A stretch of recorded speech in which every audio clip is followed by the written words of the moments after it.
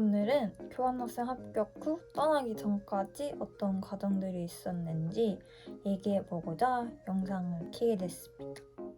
영상 시작하기 앞서 이 모든 준비 과정들은 메일을 통해서 이루어지기 때문에 메일 알림을 꼭꼭 켜고 주기적으로 확인하는 것을 추천드립니다.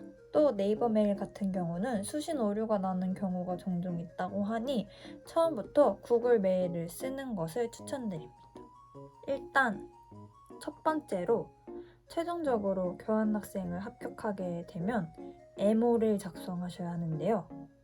이것 또한 교환교에서 메일로 링크를 보내주면 들어가서 해당하는 서류를 업로드하면 됩니다. 저는 이런 빽빽한 에모창을 2번 정도 보았는데요. 처음에는 제법 겁을 먹었는데 차근차근 업로드하면은 큰 문제 없이 할 수 있으니까 너무 걱정하지 마세요. 저도 해냈습니다.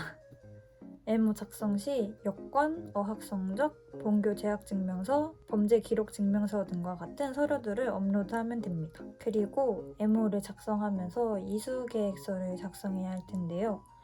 교환교에서 들은 수업들을 본교에서 학점으로 인정받기 위해서 꼭 필요한 과정이라고 할 수 있습니다. 교환교의 커리큘럼을 읽어보고 본교 전공으로 인정받을 수 있을지 고려해보며 시간표를 짜면 됩니다. 그 후 본교 양식에 맞춰 이수계획서를 작성하고 최종적으로 교수님의 사인을 받으면 어느 정도 픽스된 거라고 할 수 있습니다. 그리고 서류 같은 경우 어학증명서나 재학증명서 같이 유료로 프린트해야 하는 서류들은 처음 뽑았을 때 스캔해서 파일로 저장해 놓는 것을 강력 추천드립니다. 준비 과정 동안 꼭 원본을 제출하지 않고 스캔본만으로도 제출해도 되는 경우가 있기 때문에 그럴 경우에는 또 불필요하게 돈을 내고 또 뽑을 필요가 없기 때문이죠. 그리고 교환학생 지원 과정에서 스캔해둔 서류들을 파일에 다 저장해 놓는다면 에모 작성할 때 훨씬 편할 것 같다는 생각을 했습니다. 저는 다 지워버려서 또 에모 작성할 때 하나하나 다시 스캔을 했답니다. 두 번째, 보험을 들어야 되는데요. 보험 들 때 가장 중요한 것은 보험 날짜가 파견 기간을 다 포함하는지입니다. 무조건 넉넉하게 보험 기간을 하시는 것을 추천드립니다. 저 같은 경우에는 아예 학교에서 보험 기간이 더 짧으면 장학금 같은 것을 지원하지 않겠다고 해서 약간 반강제적으로 충분하게 보험 기간을 잡았습니다. 저 같은 경우에는 보험을 따로 알아보지 않고 교환교에서 보내준 보험으로 들었는데요. 한 달에 8만 원 정도인데 1년치를 한 번에 결제해야 했습니다. 그래서 생각보다 준비 과정에서 돈이 또 엄청 많이 깨져요. 돈을 다 내면은 이렇게 확인 증명서를 보내줍니다. 이것도 혹시 모르니 잘 저장해서 가지고 있어야겠죠? 세 번째, 비자입니다. 이것도 때가 되면 교환교에서 메일로 비자 관련 메일을 보내주는데요. 그때 통장 잔액 증명서 서류를 업로드하고 비자 승인을 위한 금액을 송금하면 됩니다. 이미 에모에서 많은 서류들을 업로드했기 때문에 비자 과정에서는 그렇게 많은 서류가 필요하지 않았던 걸로 기억해요. 그리고 통장 잔액 증명이 꽤 큰 금액을 요구하기 때문에 미리미리 돈을 준비해 놓으시면 좋겠죠? 비자 승인 금액은 210유로였는데 이거를 해외 송금으로만 낼 수 있었어요. 그래서 저는 그때 처음으로 해외 송금을 하면서 모인을 이용했는데요. 교환학생 준비를 하면서 많은 교환학생분들이 모인을 통해 송금하는 것을 보았기 때문에 큰 고민 없이 모인을 선택했습니다. 또 모인은 송금하기 전에 혜택전에 들어가서 수수료를 면제받을 수도 있는데요. 왼쪽 상단 버튼을 눌러 혜택존을 확인할 수 있고 저는 제가 송금할 당시에는 진행하던 이벤트가 있었기 때문에 그 이벤트를 통해 수수료를 아낄 수 있었습니다. 모인으로 송금하는 방법 알려드릴게요. 모인 같은 경우에 쉽고 빠르고 정확한 송금을 할 수 있기 때문에 굉장히 편리합니다. 모인은 첫 번째 화면에서 수수료를 포함한 실시간 환율을 적용해 보내는 금액을 확인할 수 있는데요. 단 쿠폰 적용도 첫 번째 화면에서 해야 하니 잊지 마세요.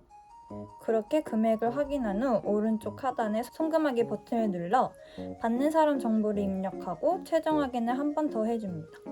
그 후 모인에서 보내준 계좌에 해당하는 금액을 송금하면 끝이기 때문에 굉장히 간편합니다. 이렇게 간단하게 해외 송금을 할 수 있어서 처음 하는 해외 송금이었지만 큰 어려움 없이 할 수 있었습니다. 송금 속도는 평일 기준 10분 이내 네덜란드까지 송금이 되지만 주말이나 공휴일은 송금이 바로 되지는 않기 때문에 꼭 유의하셔야 합니다. 네 번째, 집 구하기인데요. 네덜란드 같은 경우 주거난이 굉장히 심해서 집 구하기가 굉장히 어렵다고 들었는데요. 저 같은 경우는 교환교에서 계약할 집을 지정해서 알려줬기 때문에 따로 집을 구하거나 하진 않았습니다. 대신 집 계약을 위해 보증금을 포함한 렌트비를 미리 송금했어야 했는데요. 이때도 카드 결제는 안 되고 무조건 해외 송금이었기 때문에 비자 과정과 똑같이 모인을 이용해서 돈을 송금했습니다. 당시 진행하던 이벤트를 통해 첫 송금 때는 5,000원 수수료를 면제받고 두 번째 송금 때는 10,000원 수수료를 면제받았습니다. 이렇게 혜택존을 잘 활용하면 쏠쏠하게 수수료를 면제받을 수 있으니까 꼭 잊지 말고 혜택 좀 확인해보세요. 저는 하우스메이트들과 같이 집을 쓰는데도 월세가 한 달에 6,70만 원 정도였습니다. 네덜란드에 가게 되면 룸투어도 찍어보도록 하겠습니다. 다섯 번째, 아포스티유입니다. 처음 아포스티유를 들었을 때는 이게 뭐지 싶었는데 현지 계좌 개설 시 필요한 서류라고 하더라고요. 꼭 필수가 아니라는 블로그 글을 보긴 했지만 혹시 모르니까 일단 준비해 가기로 했습니다. 아포스티유를 발급받을 때 필요한 서류는 기본증명서와 가족관계증명서 영문 버전인데요. 저는 민원24에서 무료로 프린트해서 준비했습니다. 서류를 들고 서울 종로구 트윈트리타워 A동으로 가시면 됩니다. 건물에 가서 지하 1층으로 가면 기본증명서 번역과 공증을 받을 수 있습니다. 번역은 15,000원 들었고 두 가지 서류 공증은 26,500원이 들었습니다. 그리고 공증받은 서류를 들고 15층에 가면 일단 신청서를 먼저 작성하고 그 다음에 인지 2장을 현금 2,000원으로 구매하셔야 합니다. 그리고 2번과 3번 번호표를 뽑은 후 대기하면 됩니다. 그리고 서류를 제출하면 번호표에 시간을 적어주셔서 그 시간에 맞춰서 다시 찾으러 가면 됩니다. 아포스티유 발급하기 생각보다 어렵지 않네요. 단 2시 반 이후에 15층에 가서 접수를 하면 다음날 찾으러 와야 하기 때문에 시간을 넉넉하게 잡고 가서 당일에 끝내는 것을 추천드립니다. 이렇게 제가 교환학생 합격 후 했던 것들에 대해 정리해보았는데요. 도움이 되셨길 바라며 안녕.